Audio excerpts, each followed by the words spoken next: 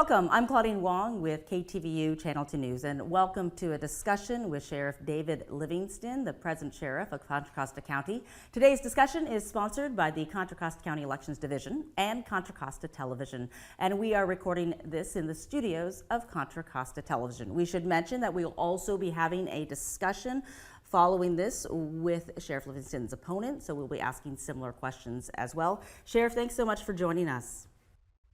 Good morning. So let's give folks an introduction. You were first elected sheriff back in 2010. You ran unopposed in 2014 and 2018. You do have an opponent in this race. Talk about your campaign and what you see moving forward for the sheriff's department. Well, we've got broad support across the county, as I have in prior elections, and really this is about experience. I've been the police chief of Pleasant Hill, was the police chief of Concord, and have served as sheriff now for 11 years, going on 12 years. I have over 30 years of law enforcement experience, plus I'm an attorney. It's important in these critical times to have an experienced leader running a sheriff's office of over 1,000 employees. And we touch every corner of the county, whether it's direct patrols and unincorporated, whether it's assisting other police departments, working with our federal partners, the FBI, and of course, running a very large jail facility for those inmates that are remanded into our custody by the courts. We also operate the civil unit throughout the county. I am the elected coroner as well. So there's many facets, and I think I bring the experience, the temperament to be the sheriff for the next term in Contra Costa County. Let's talk about priorities. You listed a lot of different areas that the sheriff covers, but what is topping the list of most important priorities should you be reelected? Well, first of all, we're fighting to add deputy sheriffs to patrol so that we can improve our response times and have even more deputies out on patrol. And the Board of Supervisors last week indicated support for adding over 30 new deputy sheriffs into patrols throughout the county. So we're very excited about that. We want to get those up and running right away. Transparency is critically important. For the last 5 budget years, I've fought to add money for body-worn cameras for all staff. We finally achieved that goal with the Board of Supervisors. It's over $1 million a year, believe it or not, for a county of our size. We have over 1,000 employees. And so we want to make sure we have transparency and full body worn cameras, and we'll do that as well. And then alternatives to mental health response calls. If we don't have to send a deputy sheriff or a police officer to a mental health crisis call, then we should send someone more suited, a clinician, for example. I'm 100% behind that. I agree that that's a great program. There's many different programs out throughout the county, all of which we're participating in, and reserve the response for police or sheriff to those mental health calls only when absolutely necessary or when there's violence involved, etc. So there's a lot of initiatives. Again, that's why we need leadership, experienced leadership in the sheriff's office, and I think I'm that person. Well, you mentioned mental health, and certainly that has been a big discussion in recent years.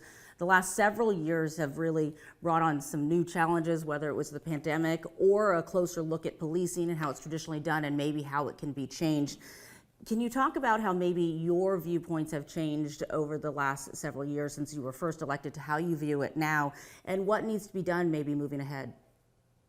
Well, obviously, response and training for our deputies is critically important, and we've done that. In fact, I required mandatory training for all employees, not just sworn employees, but all in implicit bias training so that our staff, whether it's in an office setting or in the field, understand the issues that come into play when interacting with the sheriff's office employee, and also de-escalation techniques and training that goes on not only in the basic academy, but in service training. That's continuous training for our deputies. Obviously, the goal is to have zero negative interactions with the public.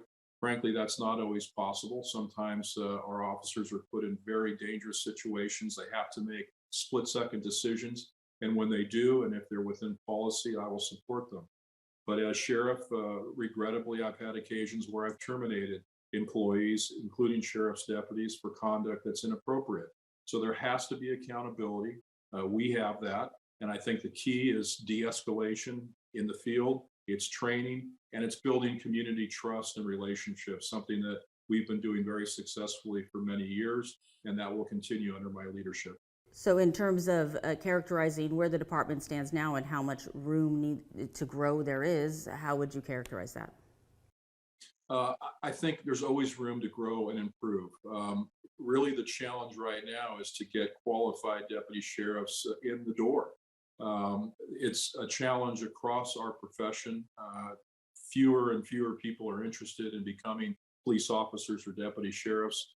But we have a very extensive background process. We hire about 2 or 3 out of every 100 applicants that then become deputy sheriffs. So I'm very confident, very proud of the staff that we have out there. But through that training, through that continued community interaction, we can always improve, and any large organization has to always be improving and looking over the horizon. And I think we're doing that pretty well. I do want to ask you about former police officer Andrew Hull. It's been a source of controversy. You've spoken out in support of him in the past. He was convicted and sentenced to 6 years for the death of Vladimir Arboleda in November of 2018. You've mentioned mental health issues coming up. Can you give your thoughts on how the department and the community moves forward from this, and lessons learned, and where you stand on his case now? So obviously a very controversial case, and I have stood up and supported Deputy Hall. Now, he was charged obviously with manslaughter from our district attorney. The jury did not believe that that was the case. He was convicted of a lesser offense of using a firearm, which ironically he's required to carry in the performance of his duties. But in that case in particular, any death involving a citizen is tragic. And my condolences to the families involved in that case. But the reality is we had no idea that we were interacting with a mental health patient of any kind. All we knew is a person was seen suspicious in the streets of Danville, going door to door. We approached him, we found him. There was a short, slow speed pursuit. He pulled over. We walked up to the car. The person then took off quickly. And then we formed a barricade there off of Diablo Boulevard.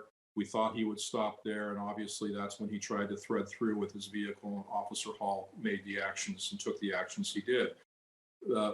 Tragic case, no doubt. But in our thorough review of the case, we believe that he was within policy and within the law. I disagree with charging an officer for a split-second decision. They're out there day in and day out protecting us and protecting our families. And one other important point, Deputy Hall was on service, on post for 2.5 years after that, handling thousands of calls with diligence and with respect and receiving commendations. And then the district attorney 2 years later decides to charge him out of the blue. So there has to be a basic notion of fairness here. And I don't think that happened in the Hall case. Again, tragic. I feel for the families, but these officers will receive my support, as I said in a memo, if they're within policy, if they're obeying the law, and if they're acting with honor. A lot of people don't report that point, but that was in the memo that I said and put out to support that deputy. All right, Sheriff. I do want to talk about one more issue before we conclude our discussion and get to your closing statement. Can we talk about crime? Certainly people remember the mob robberies we saw over the holidays, and there are a lot of people talking about the rising crime that we're seeing. How do you address that? Well, one thing we did immediately was render our services as the sheriff's office to any police department that needed assistance. In fact, very few people know we put out deputies immediately to assist and augment Walnut Creek's patrols during the holiday season when we anticipated potentially additional crimes there, additional thefts, or even mob thefts. I have zero tolerance for criminal conduct. If someone's convicted and they're remanded into my custody, we provide every service available to them: rehabilitation, reentry, education, etc. But if they victimize people in the field, if they break into your home, if they steal your catalytic converter, if they threaten you on the roads, if they act in groups and smash and grab across Walnut Creek, as we all saw, it's completely unacceptable. And so we will be proactive. We will arrest people. And I would ask and hope that our district attorney would hold them accountable. We're half of the equation. We do the enforcement, but we also need a partner in the DA's office who will hold these people accountable and issue charges. and not say something like, well, if they needed the things they stole, I'm not going to charge them. Lululemon lost over $500,000 in merchandise in Walnut Creek, as an example. Yeah, I mean, Sheriff come on. Livingston, I want to just cut you off only because I want to give you 2 minutes to make your closing statement, which obviously you can finish your thought within there, but I don't want to take away any time from your closing statement. Go ahead. Thank you. It's been an honor to serve as sheriff of Contra Costa County for the last 11 years. I have the experience, as I mentioned earlier, 30 years in law enforcement, past president of the California State Sheriff's Association. I've been a police chief in Concord, a police chief in Pleasant Hill. I have a bachelor's degree, a law degree, and I work very well with elected officials from every corner of the county, as a good sheriff should. I'm nonpartisan. I work with Republicans, with Democrats, with independents. And the reality is, my goal is public safety, not politics. I have one goal as sheriff, and that's to keep Contra Costa County families safe. And that's exactly what I intend to do as sheriff, if reelected, to serve another term. And we will be a cutting edge law enforcement agency. We'll provide excellent service to the community. We'll stay ahead of the training curve, and we'll adopt and embrace technology to make us even more effective. So I do hope that people consider me for reelection as your sheriff on June 7th. And thank you. All right. Thank you, Sheriff, for your time and your thoughts, and we appreciate it. And this does conclude our discussion with Sheriff David Livingston, who is running for re-election. I'm Claudine Wong with KTVU Channel 2 News. Thanks for watching, and don't forget to join and vote on June 7th. We'll be right back to meet and hear from the other candidate for Contra Costa County Sheriff. Welcome to a discussion with Benjamin Therriault, who is running for sheriff in Contra Costa County. Good morning, Mr. Therriault. Good morning. And thank you so much for joining us. Okay, let's first give people an introduction and get to know you. You were in the Air Force Security Forces, I know, and joined the Richmond Police Department in 2009, and now president of the Police Officers Association. Tell us a little more about yourself and why you think you should be sheriff. Yeah, well, like I said, I grew up in Western Montana. I'm a Native American man, and I learned about law enforcement and my desire to be in law enforcement as a young man. My father was the tribal chairman, and my interactions with our tribal police as a boy, that's what led me to want to be a police officer. And I pursued that engagement in this honorable profession my entire life. I have been committed to 21st century community policing, which is something that we have practiced tremendously at Richmond. And I'm currently in my 14th year there, and have a vast amount of experience in labor relations and law enforcement policy locally and at the state level. I've been involved in legislative law enforcement reform, and I represent over 9,000 law enforcement professionals in the Bay Area as the Bay Area POR Act director. I'm engaged in Contra Costa community as a member that serves on 3 nonprofit boards that serves for healthy youth lives and ensuring that they stay away from pathways of incarceration. And I'm running for sheriff because I believe the office is devoid of leadership. We have made and continue to make smart reforms within law enforcement, and our sheriff is our elected law enforcement leader, unfortunately has been absent from these conversations. The sheriff's office is really important, obviously, for public safety, and for 12 years, while the sheriff has been in office, we now have crime on the rise. Law enforcement is, in my opinion, being held down by social service issues that we were never designed to handle, and I think that's the change. I want to be an elected law enforcement leader who is proactive and on the cutting edge of our profession, not reactive. I want to lead in changing our structure of public safety and providing deputies on the street to respond to our basic 911 calls for all of the communities in Contra Costa. I want to focus on crime data analysis to solve crimes for victims, data transparency, ending law enforcement as a primary response to mental and behavioral crisis, and finally, accountability for our actions and accessibility. And as sheriff, I plan to be the kind of leader that will usher in that change. All right, you mentioned a lot of topics, a lot of issues that obviously face communities and face police departments. But let's talk about priorities. You have said your message is one of engagement. You've mentioned a couple of other issues. So you're topping the list. Day one, if you were elected as sheriff, what do you go in as topping your priority list? The top priority as sheriff, day one, is to create an advisory council of groups and people from across the county to get buy-in and talk about the policies and procedures of the sheriff, understand where people are coming from and what changes they would like to see, but basically have a community-led effort to ensure that we are working with every different aspect, every different group from across the county and for public safety. And then that allows a level of accessibility and transparency that, quite frankly, has been missing. And I think it gives people buy-in that they are helping solve public safety issues. And I value that, and I want to make that happen within the first 100 days in office. We talked about the last several years. It's been rough. We've had the pandemic, but we've also had a much closer look at policing in general. And you touched on this a little bit, but can you talk about how maybe your viewpoints have changed on how law enforcement conducts itself and maybe what needs to be done moving ahead? Like I said, I think it's important that we're not the standard response model for everything that has to do with mental and behavioral health crisis. Right now, there's a growing call to change that, and everyone who is out there watching this, is somehow connected to these issues for mental and behavioral health. I don't think we can completely divorce the role of police from certain types of crisis calls, but I think everyone understands that they want law enforcement to have a reduced role and focus on crime. This is especially true for these types of calls that, quite frankly, are not a criminal or safety matter that officers can address. There are folks better equipped to do that. There are professionals better equipped to do that.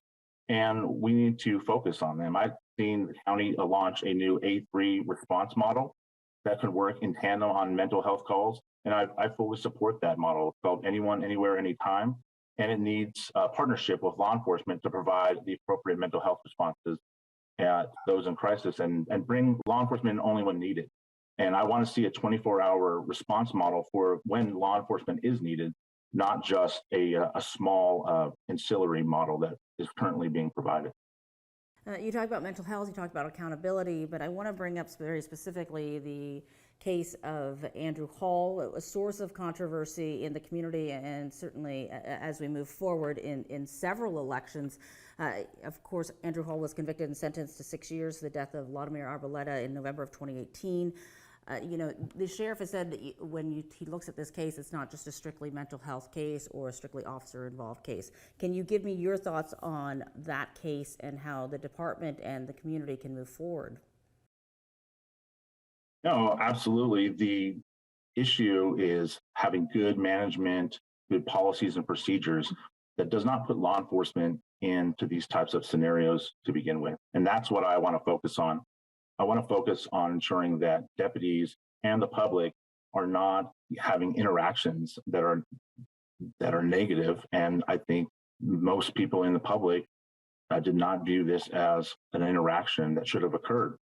And I think that's the main focus on moving forward on what has to happen. We can't change the past, but moving forward, those are the types of things, that type of leadership is what we need to ensure that the policies and procedures that are done on the street by the deputies, happens, from the top down, and that they come with a level of competency that keeps everyone safe, but keeps negative interactions at a minimum. And I think that's where people want to be. And then for accountability purposes, there are going to be times when people in law enforcement mess up. We're not perfect, and but we have to take accountability for that. And then we need to be transparent in our actions.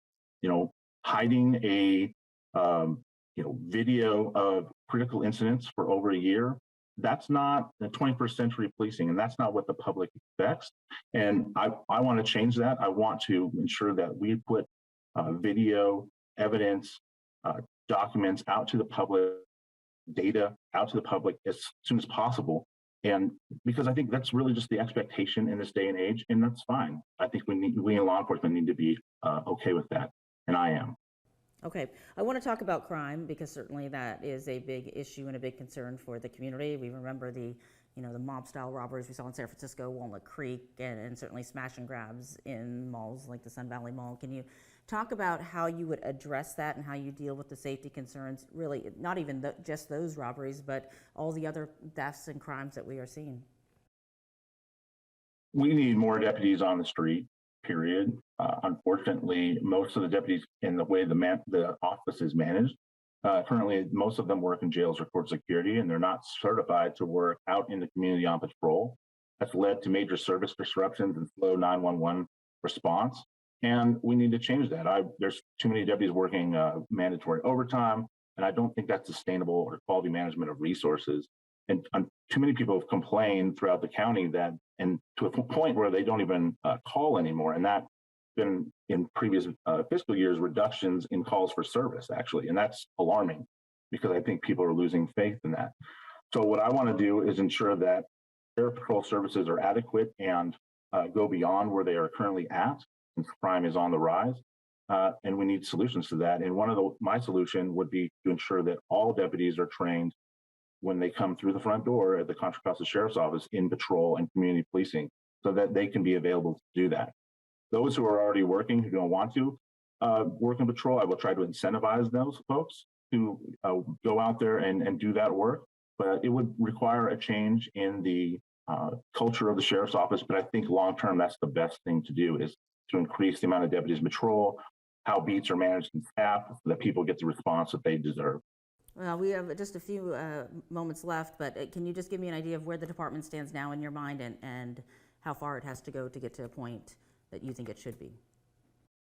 I think it has, unfortunately, a long way to wait, and that's no fault of the deputies. That is a management issue, and that's where everything needs to focus at. If organizations are successful or fail because of what happens at the top, it transcends all the way down to the bottom. And there are people out there doing great work every single day on the ground, and they need help from the folks at the top, the people who are leading, to actually lead, be again in front, on the cutting edge, having the experience to actually use things that are modern and focus on moving forward. And good leaders make good decisions. Experience should lead you to make good decisions as a law enforcement leader. Benjamin But if Therriault, your experience isn't leading to good decisions, then the public should question that experience. It's because you have 2 minutes left for a closing statement. I don't want to take away any time from that for you, so I'm just going to cut you off here. You can, of course, finish your thought in your closing statement, but let me give you your 2 minutes now. Contra Costa deserves law enforcement leadership that leads by example, not one that follows. Imagine an old Oregon Trail type wagon wheel. The sheriff's office is the center of that wheel. It is the hub. It's the part that connects everything else in county law enforcement. And that's why it must lead in law enforcement. Unfortunately, the sheriff is not led. There could have been body cameras in 2016, like the rest of the cities. Instead, it's 2022, and the public has had to wait for an election to get them. The sheriff's office sent senior commanders to understand mental health evaluation teams in 2013. And now in 2016, they passed on an opportunity to implement the program, while Contra Costa cities jumped at the chance to change their mental health response. The first county Met officer started just last year. Good leaders, like I said, make good decisions. Experience should lead you to make good decisions. And if your experience isn't leading to good decisions, then the public should question that experience. We need appropriate responses to mental and behavioral health. We need to partner alongside those professionals who are equipped to do that work.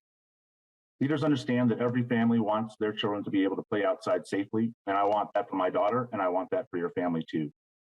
And as sheriff, I'm committed to restructuring our organization to be flexible to respond to the 911 emergency calls that need a ride.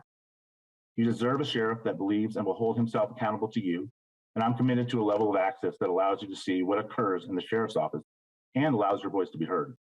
You deserve a sheriff who respects our criminal justice system and recognizes the importance of transparency and reform. A leader with a policing approach and sensitivity appropriate for the 21st century. Let's move forward together into a safer future for Contra Costa. Thank you. All right. Benjamin Therriault, thank you so much for joining us. We appreciate your time and answering all these questions that we had. And this does conclude our discussion with Benjamin Therriault, who is running for sheriff of Contra Costa County. To view this broadcast online, go to www.cocovote.us. I'm Claudine Wong from KTVU Channel 2 News. Thank you for watching, and don't forget to vote on June 7th.